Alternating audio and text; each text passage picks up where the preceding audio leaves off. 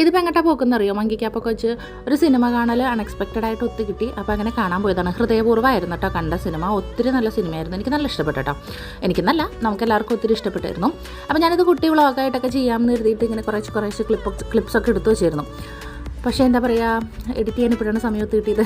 2 ആഴ്ചയെങ്കിലും ആയിട്ടുണ്ടാവും ഇതെൻ്റെ ഫോണിൽ കിടക്കുന്നത്. അപ്പോൾ ചെറിയ ബ്ലോക്കൊക്കെ കഴിഞ്ഞ് ഞങ്ങൾ ഷോപ്പിങ്ങിനായിട്ട് ഇറങ്ങി. എന്താ പറയുക, മാധവിന്, ആവണിക്ക്, ആരോഹിക്ക്, നീയാനും അങ്ങനെ 4 കുട്ടികൾക്ക് വേണ്ടിയിട്ട് ഒരു കടയിൽ നിന്ന് ഒത്തു കിട്ടാത്തതുകൊണ്ട് ഈ കാണുന്ന കടയിൽ കിടന്നുള്ള അഭ്യാസങ്ങളൊക്കെ കഴിഞ്ഞ് ഞങ്ങൾ പിന്നെ പ്ലാൻ ചെറുതായിട്ടൊന്ന് മാറ്റി, ഫുഡ് അടിയാക്കി. അങ്ങനെ ഫുഡ് ഓർഡർ ചെയ്തിട്ടിരിക്കുന്ന കാഴ്ചയാണ് കേട്ടോ ഇത്. ഈ പിള്ളേർ 4 എണ്ണത്തിനെ കൊണ്ടിട്ട് ഫുഡ് ഓർഡർ ചെയ്തിട്ട് ഫുഡ് വരുന്ന ആ ഒരു ഗ്യാപ്പ് ഉണ്ടല്ലോ, ശരിക്കും പറഞ്ഞാൽ അതൊരു ക്രൂഷ്യലായിട്ടുള്ള മൊമെൻറ്റ്സ് തന്നെയാണ്. ആ ഒരു കുറേ നേരം കഴിഞ്ഞ് കിട്ടുക എന്ന് പറഞ്ഞു കഴിഞ്ഞാണ്ടല്ലോ. അപ്പോഴത്തേനും ഉമ്മാരൊക്കെ നല്ല അലമ്പാക്കിയിട്ടുണ്ടാവും. ഫുഡടിയൊക്കെ കഴിഞ്ഞ് കഴിഞ്ഞാൽ ബില്ല് അപ്പൂമാമൻ എന്നെ കൊണ്ട് കൊടുപ്പിക്കാൻ നോക്കി. കൊടുക്കും എന്നൊക്കെ നല്ല അന്തസ്സോടെ പറഞ്ഞെങ്കിലും ഞാൻ കൊടുത്തില്ല കേട്ടോ. അപ്പൂമാമൻ്റെ തലയിലേക്ക് തന്നെ വെച്ച് കൊടുത്തിരുന്നു. അത് കഴിഞ്ഞ് ഇവിടെ ഒരുത്തിന് സൂപ്പിന് വേണ്ടിയിട്ടുള്ള അടിയാണ് കേട്ടോ.